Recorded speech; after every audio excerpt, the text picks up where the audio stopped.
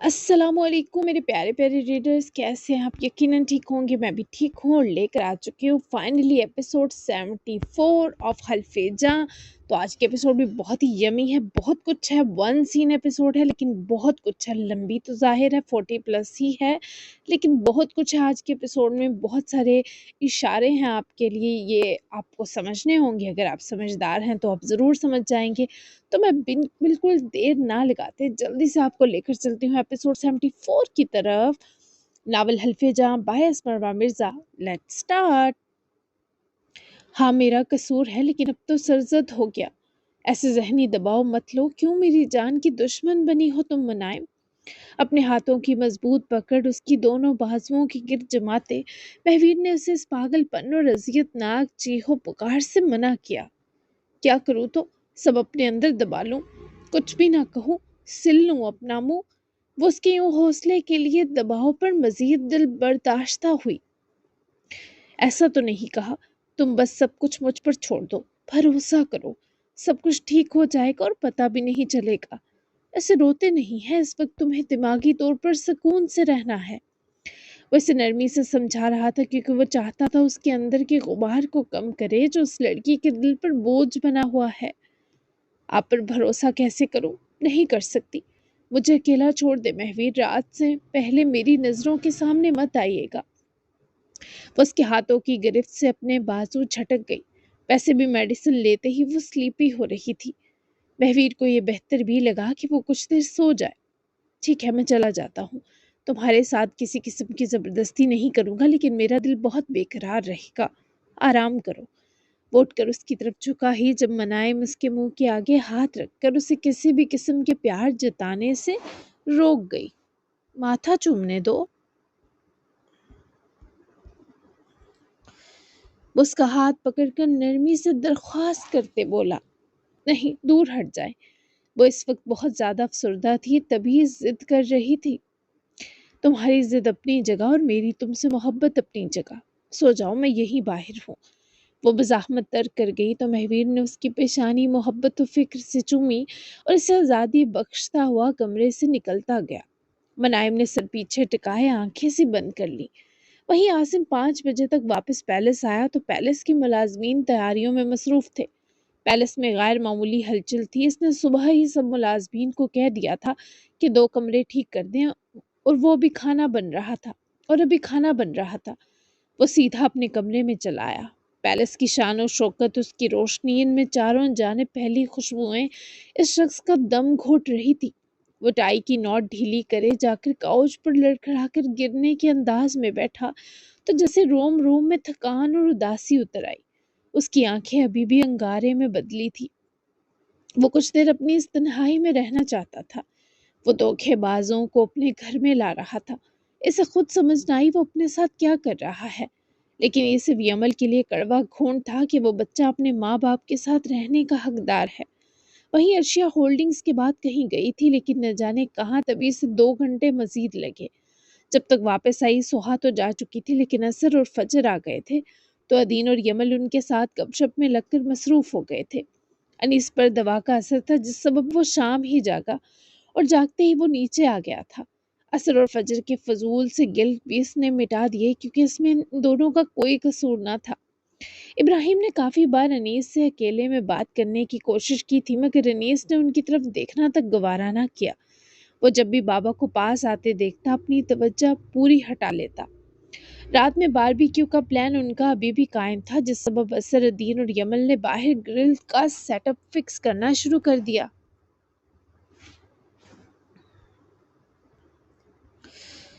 और फजर ने अर्शिया के साथ मिलकर बाकी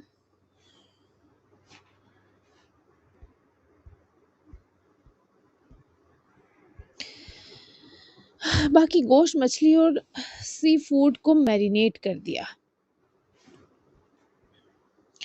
फजर को यहाँ आने में जिस कदर हिचकिचाहट थी, अर्शिया के साथ मिलकर यूं काम करने पर वो कदरे अजनबियत के एहसास से निकल गई। फजर ने उसे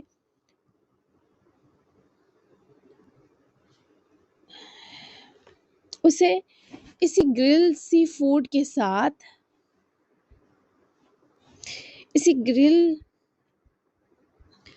सी फूड کے ساتھ فلفی سے بنس کی ریسپی بتائی تھی تو ارشیا نے اپنے آپ کو بہلانے کی خاطر پہلی بار خود ریسپی ٹرائی کرنے کی حامی بھری تھی۔ وہ جب سے آئی تھی انیس سے اس کی بات نہ ہوئی تھی، نہ وہ اکیلی ملی تھی، آتے ہی خود کو مصروف کر چکی تھی۔ ابھی بھی انیس اس کی مرجھائی اور گلابی آنکھوں کی فکر میں کچن کے دروازے تک آیا، مگر فجر وہیں تھی تبھی دروازے سے ہی دونوں کو دیکھتا واپس لیونگ ایریا تک آیا تو مہویر کی کال پر اس نے ٹیبل کی سطح پر سے اپنا فون اٹھایا اور کال پک کی۔ مصعب۔ مہویر اس وقت فارم ہاؤس میں تھا جہاں اس کے اور انیس کے تمام لوگ بے ہوش پڑے ملے تھے، جبکہ مصعب کے پیٹ میں لگاتار چاقو کے 2 وار تھے۔ اگر مہویر نہ آتا تو مصعب کی جان جا سکتی تھی، لیکن مہویر نے بروقت آ کر اسے ریسکیو کیا، لیکن بہت خون بہنے کی وجہ سے وہ کوما میں جا چکا تھا۔ سارے لوگ اب ہوش میں آ چکے تھے اور مہویر کی سب پر کڑی کثیل نظر جمی تھی کہ ایسی لاپرواہی آخر ہوئی کیسے۔ وہ لوگ بھی سمجھ نہ پائے کہ آخر ہوا کیا، بس ان کے بقول ایک تیز بدبو پھیلی اور ان لوگوں کی آنکھوں کے آگے اندھیرا چھانے لگا۔ اسے کسی نے مارنے کی کوشش کی، لیکن مارنے والا کمزور یا پھر اناڑی تھا الوی۔ وہ مصعب کی گردن پر ایک وار کر کے کام ختم کر سکتا تھا، مگر شاید مارنے والے نے مصعب کا تڑپ تڑپ کر مرنا چاہا ہو۔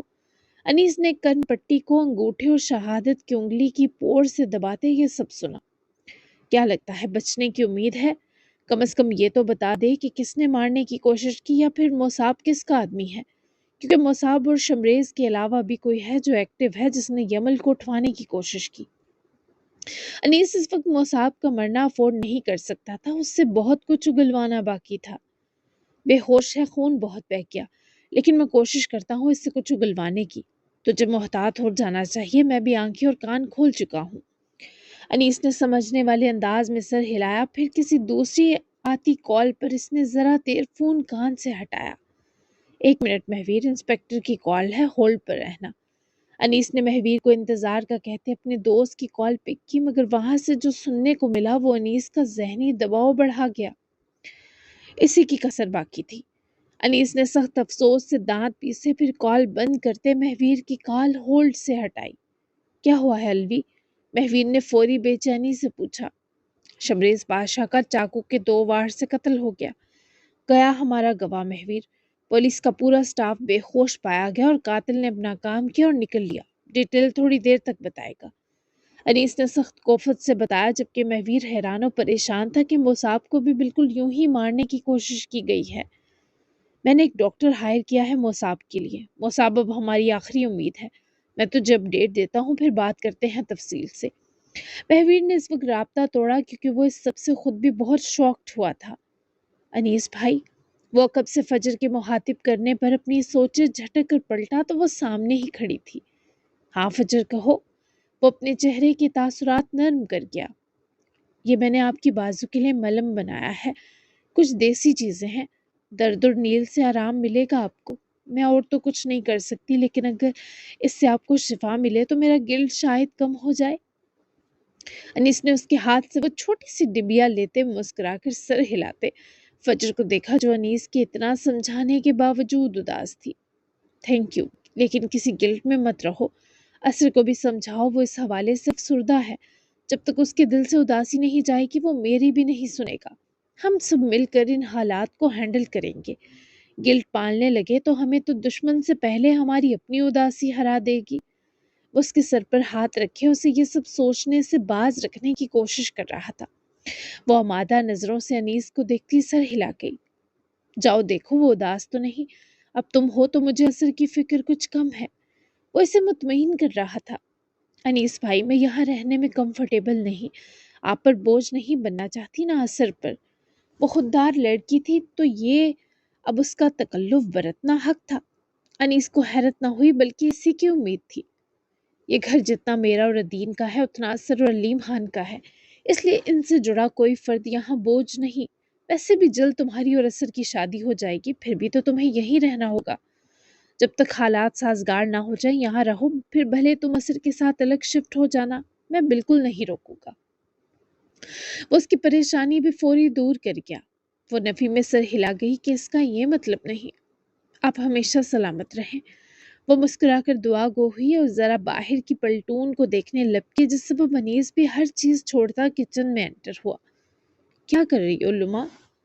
وہ اپنا فون اور وہ ملم کی ڈبیا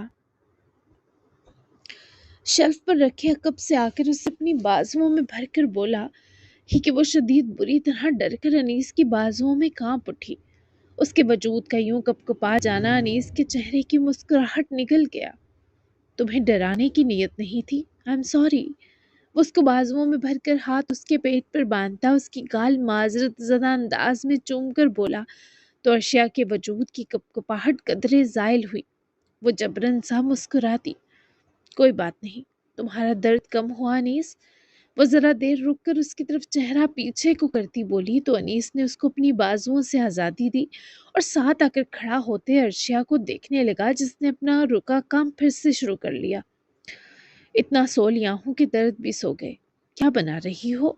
وہ اسے میدے میں مکھن ملا کر گونتا دیکھے تجسس سے بولا، حالانکہ فکر مند تھا۔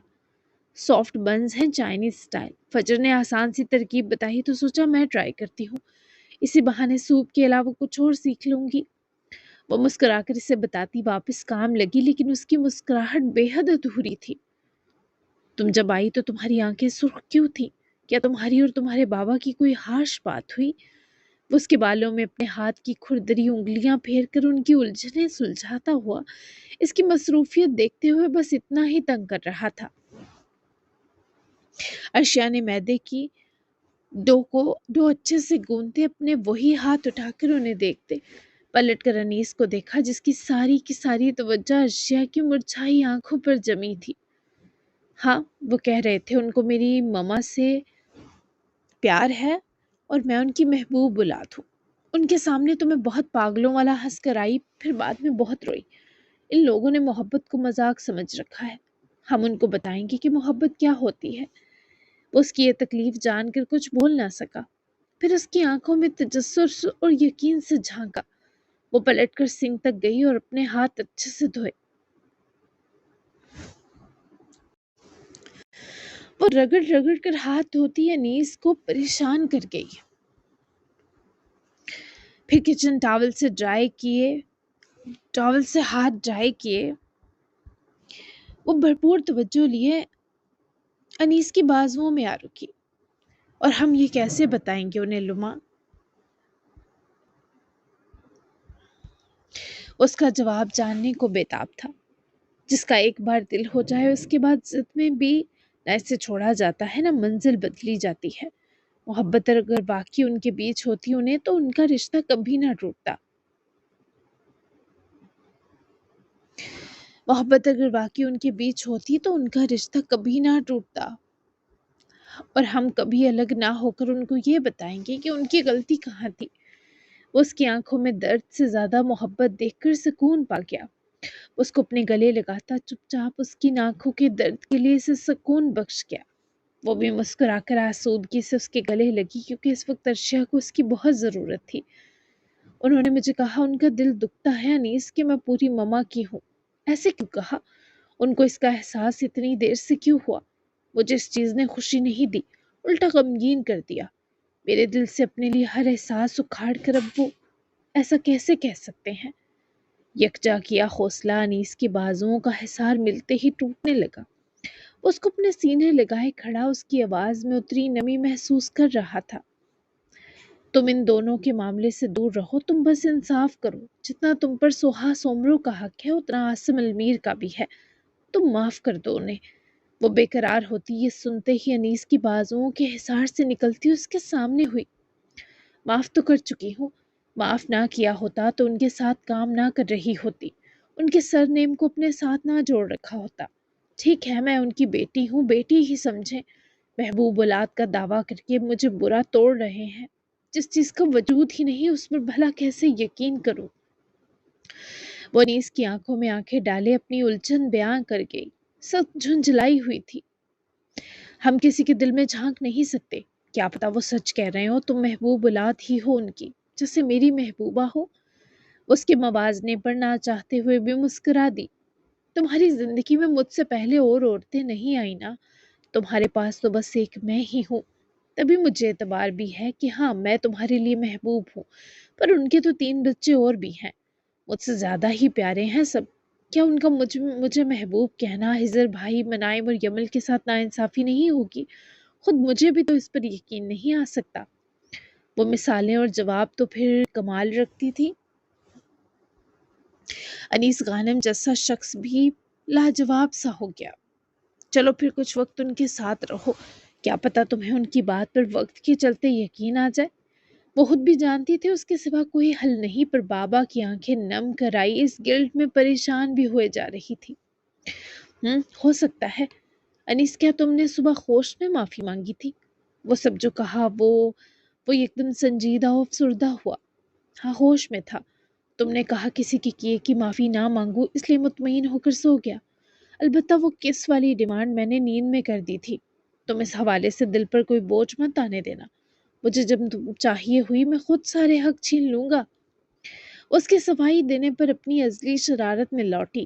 نرم سے گدگداتی اسمائل سے اس نے انیس کے رخساروں کی طرف اپنی ہتھیلیوں کو جوڑا۔ تم یوں حق جماتے اچھے لگتے ہو، لیکن وہ نیند کی ڈیمانڈ نہیں تھی۔ میں نے تمہاری آنکھوں میں خواہش دیکھی تھی، تمہیں مجھ پر ٹوٹ کر پیار جو آیا تھا، میں نہیں کر سکی، اس کا بھی افسوس ہے۔ تمہاری خواہشیں معصوم سی ہوتی ہیں۔ اس کے ہاتھوں کو پکڑ کر اپنے چہرے سے ہٹاتا باری باری انہیں چوم گیا۔ وہ معصوم خواہش نہیں تھی، کسی غلط فہمی میں مت رہنا۔ انیس کے الفاظ، اس کی نگاہیں، ان کی تپش، سب نے مل کر ارشیا کو بوکھلا کر رکھ دیا۔ چلو ہٹو، مجھے بنز بنا کر اوون میں رکھنے ہیں۔ وہ اس سے فرار کرنے کو مچلی۔ زیادہ بنانا، ہو سکتا ہے ڈنر پر کچھ مزید گیسٹ ہمیں جوائن کریں۔ ارشیا نے یکدم چونک کر ذرا فاصلہ بناتے انیس کو دیکھا۔ ہے اب کون آ رہا ہے؟ وہ متجسس ہوئی۔ بس کوئی بہت اسپیشل گیسٹ۔ انیس نے تجسس کو ہوا دی۔ کچھ بتاؤ تو کون آ رہا ہے؟ انیس، ابھی مزید مہمانوں کی کمی تھی۔ وہ اس کی پریشانی دیکھتے مسکرایا، کیونکہ اس کی بزنس وومن بالکل گھریلو زوجہ بن کر کچھ کی خدمتیں کر رہی تھی اور کچھ افراد کی تیمارداری، اور اب انیس کی طرف سے مزید مہمانوں کا سن کر اس کا سر چکرایا۔ ہاں یہ گھر گیسٹ ہاؤس بننے والا ہے، تم بوجھو کون آ رہا ہے؟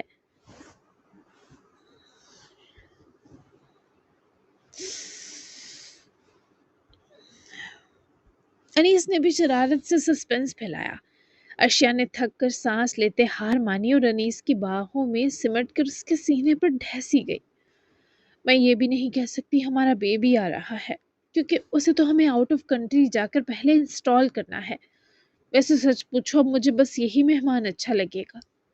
اس کی چہرہ پیچھے کر کے آمادہ شرارت اور خواہش دونوں پر لٹ ہی تو گیا۔ تم بے فکر رہو ارشیا، ہم ان سب معاملات اور چیزوں سے فری ہوتے ہی چلے جائیں گے۔ واپسی پر تمہارا یہ ارمان پورا ہو چکا ہوگا، تمہارے اندر ایک زندگی وجود پا چکی ہوگی۔ وہ یہ سن کر آنکھوں کی حدود تک شرمائی۔ یہ سننا ہی بہت پرلطف تھا، بھلے اس سارے پروسیس میں ارشیا کو بہت تکلیف سہنی تھی، فزیکلی بھی اور مینٹلی بھی۔ انشاءاللہ بتاؤ نا پھر کون آ رہا ہے؟ وہ جیسے اس بار پیار سے بولی۔ چلو اسے راز ہی رکھتے ہیں، تاکہ ان کی آمد تمہیں سرپرائز کر دے۔ وہ اس کو بتانے کی کسی موڈ میں نہ تھا۔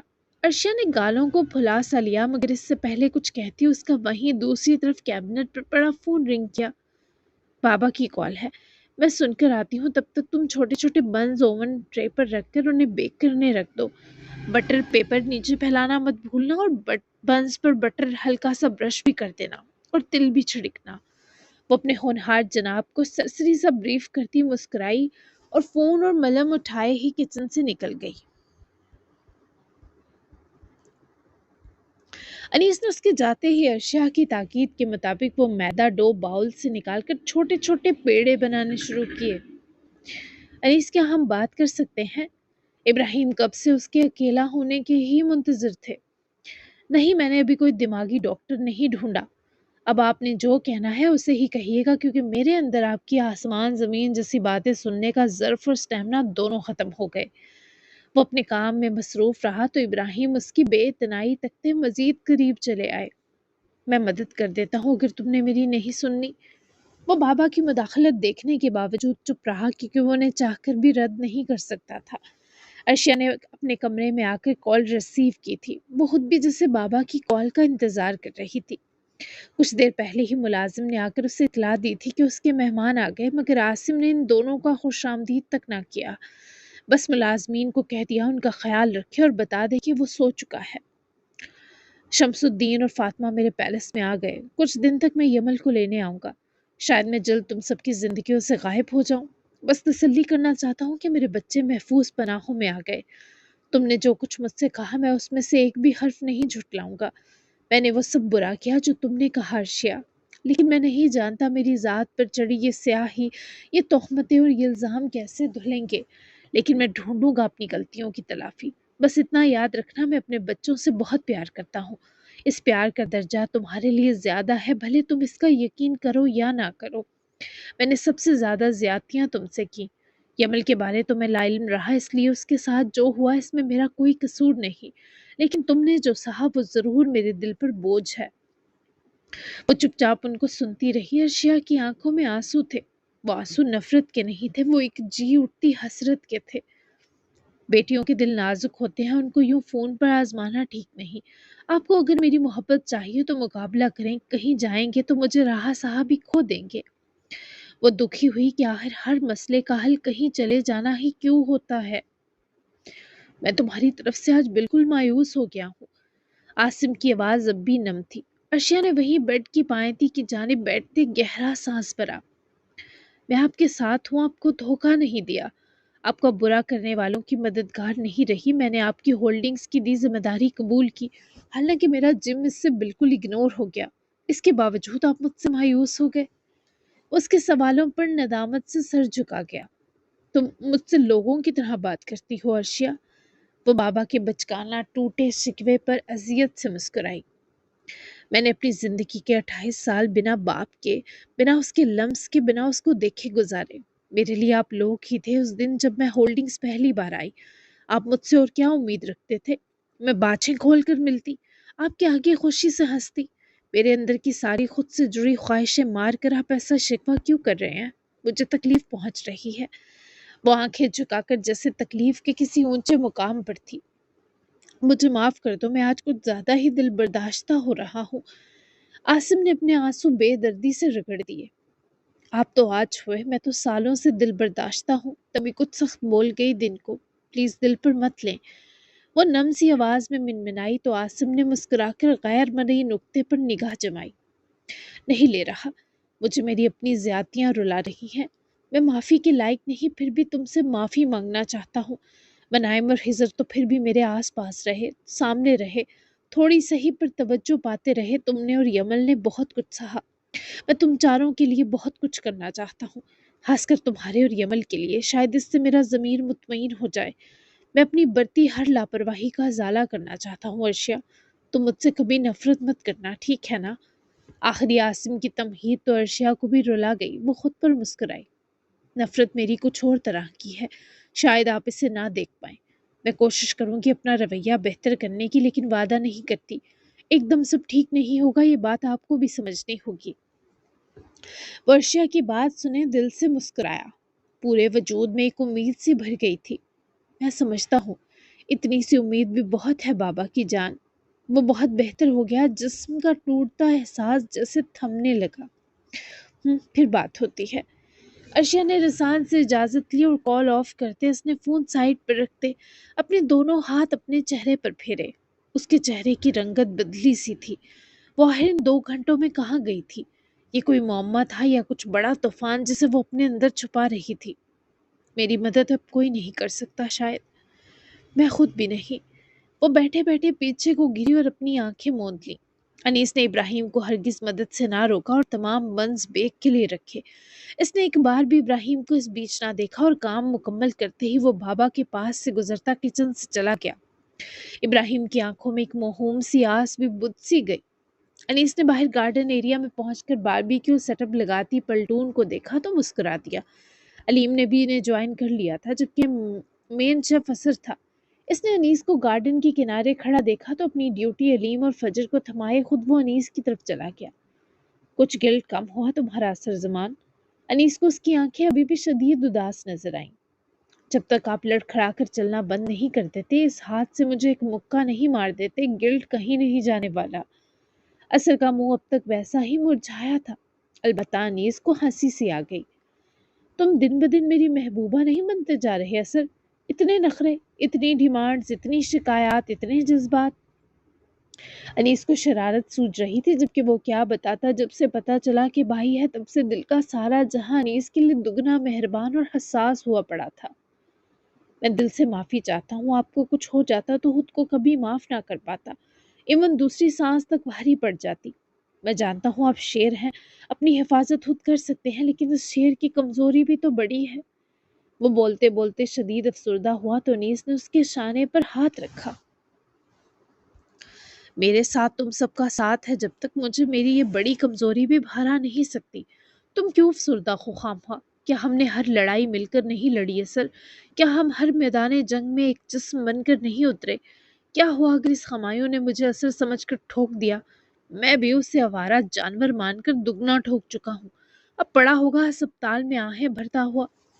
अनीस को उसकी उतरी शक्ल एक आंख ना भा रही थी, ऊपर से एक गधा अभी तक एक मासूम छोटी सी लड़की तक पटा ना सका था। क्रिटिकल कंडीशन है उसकी। मैं गया था उस हॉस्पिटल, उसका चचा आया हुआ है यहाँ गांव से, इंतकामी तेवरों से भरा हुआ। वो लोग इंतकाम में कुछ भी कर सकते हैं।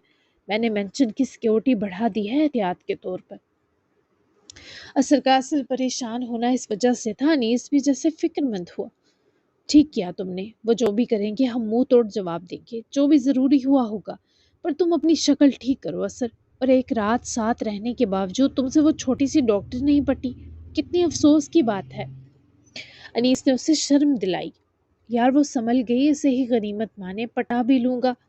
असर ने भी जवाबन चेहरे के जाविये बिगाड़े तो अनीस मुस्कुराया। यहाँ आओ। अनीस ने उसे गर्दन से पकड़कर अपने करीब किया ही, जब वो खुद भी गर्म जोशी से अनीस के गले लगा। अब जाकर कुछ करार मिला। मैं अब आपको आंच भी नहीं आने दूंगा। असर ने उसे सीने में भेजते ही अहद लिया। अनीस को तो वैसे भी वो आंच आने नहीं देता था। ये बताएं किसने मदद की आपकी? मैं उसका पर्सनली शुक्रिया अदा करना चाहता हूँ। वो इंसान मेरा भी मोहसिन है भाई। असर ने रूबरू होते जिस तरह पूछा, अनीस को सनम जमान का चेहरा याद आया। उनकी शफकत और मोहब्बत भी याद आई, तभी तो अनीस के लब मुस्काए। हाँ ज़रूर, कल किसी टाइम क्लिनिक चलेंगे उनके। कह रही थी रोज़ आकर जख्म की जांच करवानी होगी। तुम भी मिल लेना, वैसे तुम्हारे जैसा ही सरनेम है उनका। असर का दिमाग इस सरनेम पर सुकड़ने की कैफियत से गुजरा। वो अनीस के मुंह को देखने लगा। क्या कोई लेडी थी मेरे जैसा सरनेम मतलब? असर की आवाज़ पूछते वक्त हिचकिचाहट के संग लरसी। हाँ, ज़मान सरनेम की खातून ने रेस्क्यू किया मुझे। खैर तुम लोग ये सब बनाकर ले आओ अंदर, कुछ गेस्ट का वेट है, फिर साथ डिनर करेंगे। मैं ये कॉल ले लूँ। अनीस ने अगेन महवीर की आती कॉल पर सरसरी अंदाज में असर को बताया और खुद वो चला गया, जबकि असर ने बेकरारी से अनीस को जाते देखा। असर की आंखों में अजीब सी बेताबी थी। वो अनीस से पूरा नाम पूछना चाहता था, पर अनीस अंदर चला गया, जिस सबब असर को पहले से दुगने भारी दिल समेत वहां से वापस गार्डन एरिया में जाना पड़ा। अनीस ने महवीर की कॉल पिक की और सीढ़ियों की तरफ चढ़ा। मेरी इंस्पेक्टर खान से बात हुई है अलवी। दोनों घाव बहुत ही कम दबाव वाले हैं, जैसे किसी मरियल शख्स ने वार किया हो। शमरेज पाशा की डेड बॉडी का भी मुआयना किया गया, वार किसी कमजोर या अनाड़ी हाथ के हैं। शमरेज पाशा की मौत जख्म से ज्यादा अपने ही खून को बहुत मिकदार में बहता देखकर सदमे से हुई है। ये इब्तदाई रिपोर्ट है तबी अमले की, या फिर कोई और वजह भी हो सकती है, वरना चाकू के जख्म इतने गहरे और खतरनाक नहीं कि उसकी मौत हो जाती। जबकि मुसाब की भी सेम हालत है, कट्स गहरे नहीं। ये काफी अजीब है। अनीस का तो इस हवाले से भी दिमाग ही सुन था। अब मुसाब ही बता सकता है महवीर के उस पर किसने हमला किया। डॉक्टर क्या कह रहा है? अनीस ने बेडरूम के डोर तक पहुंचते सवाल किया और रुका। डॉक्टर तो अभी कुछ नहीं बता रहा, उसके खून को रोकने और जख्मों की जांच पर लगा है। मैं तुम्हें अपडेट देता रहूंगा। महवीर ने उसे बताते राब्ता तोड़ा। जबकि हिजर हॉस्पिटल में मनाइम के पास था, तभी महवीर अब तसल्ली से ही मामला देख सकता था। अनीस ने दरवाज़ा खोलकर अंदर झांक कर अर्शिया को देखना चाहा, पर वो वहीं करवट पर लेटी मिली। अनीस ने इसकी फिक्र में दरवाज़ा बंद किया और अर्शिया के पास ही आकर बैठा। वो दाएं जानिब कमर मोड़े टांगे समेटे लेटी थी। अनीस ने भी इस पर झुकते उसकी बाजू सहलाते उसको पलटाकर अपने हिसार में लिया, तो अर्शिया ने करवट सीधी करते अपनी सूजी सूजी आंखें खोलकर अनीस को देखा। क्या हुआ है, तुम फिर मुरझा गई? अनीस ने उसकी जबीं चूमते प्यार से पूछा। میں نے بابا سے اپنے سخت الفاظ کے لیے معافی مانگی۔ میں عجیب ہوں لیکن آج اپنے سنجیب و غریب ہونے پر خوفزدہ سی ہو رہی ہوں، جیسے کبھی معافی نہ دینے کا عہد کیا تھا اس کے ذرا دو تین ٹپکتے آنسو ہرا گئے مجھے۔ تمہیں ایک بات بتاؤں، میں نارمل انسان نہیں ہوں انیس۔ انیس نے اس کے لہجے کی عجیب سی حدت پر اسے اپنے بازوؤں میں بساتے سینے کی اور سرکایا۔ نارمل ہو تم، ایسا الٹا مت سوچو۔ انیس نے اس کو پرسکون کرنے کی کوشش کی پر وہ اس کا حصار جھٹک کر اٹھ بیٹھی۔ وہ بھی اٹھا، وہ پریشان ہو رہا تھا۔ جب میں کہہ رہی ہوں کہ میں نارمل نہیں تو سمجھو نہیں ہوں۔ تمہیں اس لیے بتا رہی ہوں تاکہ تم مجھے میری اب نارملٹی پر چھوڑنے کا نہ سوچو۔ انیس میں خود کو ٹھیک کر لوں گی۔ وہ آگے ہو کر بیٹھے، اسے زبردستی اپنے بازوؤں میں محصور کرتا اس کا چہرہ اپنے چہرے کے قریب کر گیا۔ اس کا ماتھا چوما تاکہ وہ سکون میں آئے۔ وہ تب بھی نہ آئی، وہ کانپ رہی تھی۔ ارشیا تم بالکل ٹھیک ہو، زیادہ ٹینشن لے لی تبھی پینک کر رہی ہو۔ ایسا مت کرو، تمہاری سانس اکھڑ رہی ہے۔ وہ اس کے رخسار کو چومتا اسے کسی طرح سمجھانے پر لگا تھا۔ ارشیا نے اپنی آنکھوں میں اپنا درد چھپا لیا۔ میں تم سے بہت پیار کرتی ہوں، جس طرح تمہیں مارنے کی کوشش کی تھی، اگر ایسا کسی اور کے ساتھ کر بیٹھی تو تم مجھے معاف کر دو گے نا؟ اس کے سوال پر اس کی آنکھوں میں شدید پریشانی سے دیکھنے لگا۔ ایسا کیوں کرو گی تم؟ فضول باتیں بند کرو، بس کام ڈاؤن، میں ہوں تمہارے پاس۔ کسی قسم کی سوچ مت آنے دو پاس، بس مجھے محسوس کرو۔ اس کے بال سنوارتا اس کی اکھڑتی سانسیں بہت گرم سے سہ رہا تھا، لیکن وہ اس کے سینے لگی کچھ دیر میں پرسکون ہو گئی۔ لیکن انیس بہت ڈر سا گیا تھا، ارشیا کی ایسی حالت اسے ڈراتی تھی۔ انیس کو وہ بہت ڈسٹرب لگ رہی تھی۔ وہ پہلے ہی پریشان تھا، پر ارشیا کی وجہ سے بھی ٹینس ہو گیا۔ چلو نیچے چلیں، ٹھیک ہو نا لما؟ میری جان تم مجھے ڈرا رہی ہو۔ وہ مدھم مدھم سانس لیتی اس کے سینے میں منہ چھپائے ہوئے تھی، پھر جیسے بمشکل خود کو کمپوز کرتی روبرو ہوئی۔ ٹھیک ہو، چلتے ہیں، وہ ہمت کرتی بولی، پر پتہ نہیں کیوں وہ انیس کو شدید ڈری ہوئی لگ رہی تھی۔ ارشیا کیا ہو گیا ہے؟ تم بابا کی وجہ سے پریشان تھی، پھر سے کچھ کہا انہوں نے؟ ایسی حالت کیا جبر نے کی تمہاری، یا کچھ اور بات ہے؟ تم مجھے سچ میں پریشان کر رہی ہو۔ وہ اس کے مسلسل توجہ دینے پر بڑا کربناک سانس لیتے سر نفی میں ہلا گئی۔ انیس میں ٹھیک ہوں، چلتے ہیں، اٹھو۔ وہ اٹھ گئی تو انیس کو بھی اٹھنا پڑا، لیکن وہ اس کی حالت کے پیش نظر کیسے مطمئن ہو سکتا تھا؟ ارشیا میری طرف دیکھو۔ وہ اس کا ہاتھ پکڑ کر کھینچتا اپنی جانب سرکاتے اس کی آنکھوں میں اپنی ہیزل براؤن آنکھیں جماتا اس کے اندر چلتے طوفان کو پرکھنے کی کوشش میں تھا، پر ارشیا نے جلد ہی نظریں پھیر لی۔ انیس مجھے گھٹن ہو رہی ہے یہاں، ہم چل رہے ہیں نیچے یا نہیں؟ وہ مضطرب ہو کر بولی۔ اس نے انیس سے نظریں بھی نہ ملائیں، جس سبب انیس کو اس کے ہمراہ کمرے سے نکلنا پڑا۔ وہ ساتھ نیچے آئے۔ فجر اور سر نے تمام باربیکیو اور گرل لوازمات ڈائننگ ٹیبل پر کچھ ہی دیر میں سجا دیے تھے۔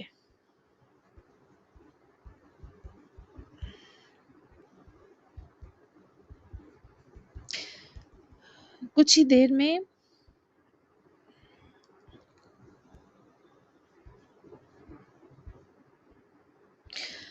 میں سجا دیے تھے۔ ارشیا بھی تمام بیکڈ بنز لے آئی، تبھی انیس کو کال سننے گھر سے نکلنا پڑا۔ اس کے آدمی کی گاڑی پورچ میں آ کر رک چکی تھی۔ ان مہمانوں کی آمد اس وقت بہت ضروری تھی۔ خوش آمدید۔ یہ وہی انیس کا خاص آدمی عامر تھا جس نے یاسر کو آذربائیجان روانہ کروایا تھا۔ شماس صاحبہ اور رضی سومرو خیر و خیریت سے پاکستان پہنچ چکے تھے۔ انہیں یاسر نے فوری آنے کے لیے اسی طرح قائل کیا تھا کہ سوہا کسی پریشانی میں ہے، ورنہ وہ کبھی نہ آتے۔ انیس بچے کیا ہوا ہے؟ سوہا ٹھیک ہے نا؟ ارشیا، وہ اپنی بازو کھولتے انیس کو گلے لگاتے ہی پریشانی سے بولی، جبکہ رضی سومرو بھی فکر مند تھے۔ انیس نے عامر کو اشارہ کیا کہ وہ ان کا گاڑی میں ویٹ کرے۔ سب ٹھیک ہے، پریشان مت ہو۔ خوش آمدید رضی انکل۔ وہ رضی صاحب کو بھی گرم جوشی سے گلے ملا۔ دونوں ہی اس وقت شدید بے قرار تھے۔ جیتے رہو برخوردار۔ وہ بھی شفقت سے گویا ہوئے عامر نے یاسر کو کہہ دیا تھا کہ وہ رئیس کو آج کے لیے یہی بتائے کہ سوہا کے والدین کو وہ لے آیا ہے اور وہ محفوظ جگہ بھی پہنچا چکا ہے۔ کل رئیس کا کیا کرنا ہے وہ انیس سوچ چکا تھا۔ آپ دونوں نے ہماری اتنی شاندار مہمان نوازی کی تھی تو سوچا یہ شرف مجھے بھی ملنا چاہیے۔ ویسے تو آپ لوگ کبھی نہ آتے، اس لیے میں نے آپ کو ذرا ڈرامیٹک طریقے سے پاکستان بلوایا۔ میں کان پکڑتا ہوں اس پریشانی اور تکلیف کے لیے۔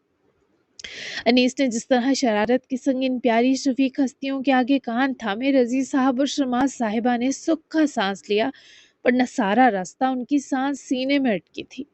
उफ, बहुत शरारती हो तुम अनीस। शमास साहिबा ने रूहान से होते शिकवा किया, फिर अनीस को खुद से लिपटा भी गई। रजी साहब भी अपनी जज्बाती मलका पर हंस दिए। अनीस ने दोनों के बारी बारी हाथ चूमे। उनके आने की देर थी कि अनीस को जैसे हर तरफ ही पॉजिटिविटी महसूस होने लगी। आ जाइए, खाना तैयार है। आप दोनों वैसे तो मेरे और अर्शिया के मेहमान हैं, लेकिन मेरी दिली ख्वाहिश है अब आपकी और सोहा आंटी के बीच सब ठीक हो जाए। आखिर औलाद से वालिदैन कब तक नाराज रह सकते हैं। सच पूछें तो मैंने आप दोनों को इसीलिए यहाँ बुलवाया। आपकी बेटी को आपकी ज़रूरत है, ज़िंदगी का कोई भरोसा नहीं होता, इसलिए हमें अपने बच्चों से या वालिदैन से इस कदर मुंह नहीं फेरना चाहिए। वो उनके दरमियान में चलता एक एक हाथ दोनों की तरफ हिसारे हुए जो कुछ बोला, वो इन दोनों हस्तियों को अफसुर्दा कर गया। वो अनीस की नीयत समझ रहे थे, पर सोहा के लिए दिल शदीद नाराजगी से भरा था, इसलिए अभी ये भारी एहसास था। तुमने ख्वामखा हमें बुलवाया, तुम अर्शिया और अदीन को ले आते वहां। सोहा को हमारी जरूरत होती तो वो खुद आती, लेकिन उसे माँ बाप सिर्फ और सिर्फ बोझ लगे। उसने अपनी मर्जी से हमारे इख्तलाफ के बावजूद एक शादीशुदा इंसान से शादी की। हालांकि इस शादी का अंजाम हम जानते थे, तभी उसे मना किया, पर उसे लगा हम उसके दुश्मन हैं। फिर अलैदगी के वक्त भी उसने हमसे पूछना दूर बताना भी मुनासिब नहीं समझा, क्योंकि हमारी उसके सामने कोई औकात जो नहीं। वो खुदसर और जिद्दी है, अभी भी वो अपनी दुनिया में मस्त होगी। उसे हमारा यहाँ आना यकीनन एक बोझ ही लगेगा। वो उनके हमरा मेंशन की तरफ बढ़ता हुआ मुसलसल इस दुखियारी माँ को सुन रहा था।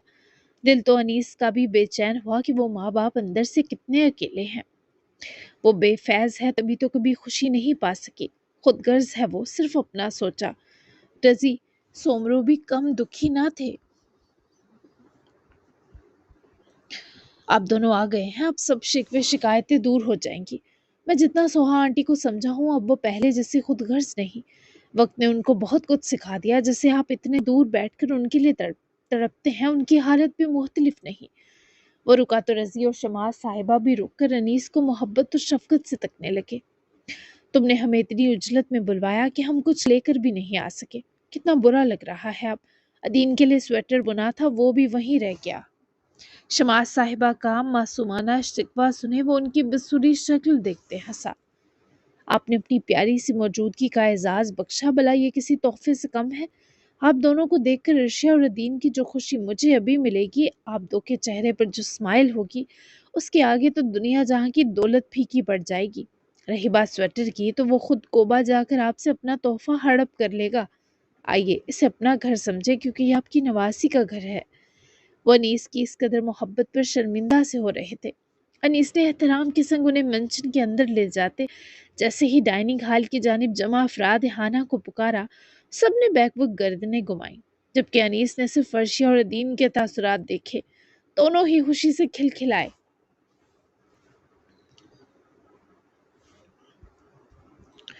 अदीन ने वहीं से कुर्सी पीछे की और लगभग दौड़ते हुए वो शमास साहिबा की तरफ आया। शमास नानो, रजी नानो, ओ मेरे अल्लाह जी, इतना बड़ा सरप्राइज। वो शमास साहिबा की खुली बाजुओं में समाते हुए खुशी से बड़बड़ाया तो इस नानी ने उसे अपने सीने भेज लिया। अर्शिया भी जज्बाती से उनकी तरफ आई। नानो की खुले बाजू थे तो उनके सीने जा लगी। बाकी अवाम भी मुस्कुराकर ये प्यारा मिलन देख रही थी। मेरा बच्चा, क्या हो गया? ये पट्टी? शमास साहिबा का तो अदीन का बैंडेज देखकर दिल हिल गया। वो अलग हुआ तो लाड वसूलने पर जज्बाती सा हुआ। शमास नानों में गिर गया था। अदीन की आवाज में नमी सी हलकोरी तो उन्होंने फिर से उसे बाजुओं में भेजकर अपने सीने लिपटाया। अर्शिया भी नानों से मिलकर नन्ही की बाजुओं में सिमटी, जो अदीन को छोड़े अर्शिया को अपने सीने लगाकर प्यार करने लगी। रजी साहब भी इस हैंडसम से गले लगकर मिले। अब दोनों ने आकर तो हैरान कर दिया, इतने सालों बाद। अर्शिया को तो अभी भी यकीन ना आया कि वो वाकई आए हैं, जबकि यमल, फजर, असर और अलीम भी उठकर उनकी तरफ आए।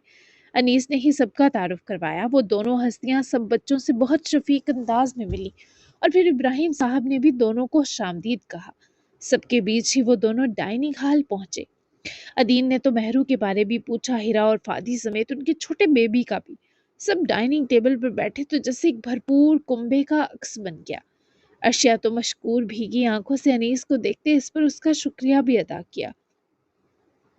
کیونکہ اس وقت ان سب کو جیسے شفیق اور پیار بھرے سرپرائز کی بے انتہا ضرورت تھی۔ جی جناب، تو کیسی لگی آج کے ایپیسوڈ؟ آج کے ایپیسوڈ کچھ ہیپی فیملی ٹائپ تھی، لیکن کچھ چیزیں ایسی تھی جو بہت ڈسٹربنگ تھی، جو آپ لوگوں نے کے لیے سسپینس بھی ہوگا کل کیا ہونے والا ہے۔ کل کے ایپیسوڈ لانگ دینے کی کوشش ہوگی، تو ملتے ہیں کل کے ایپیسوڈ میں۔ تب تک کے لیے اللہ حافظ۔ اپنا تبصرہ ضرور دیجیے گا، کیا اچھا لگا کیا برا لگا یہ بھی ضرور بتایا کریں۔ تو ملتے ہیں کل، تب تک کے لیے بائے بائے۔ اے ہائے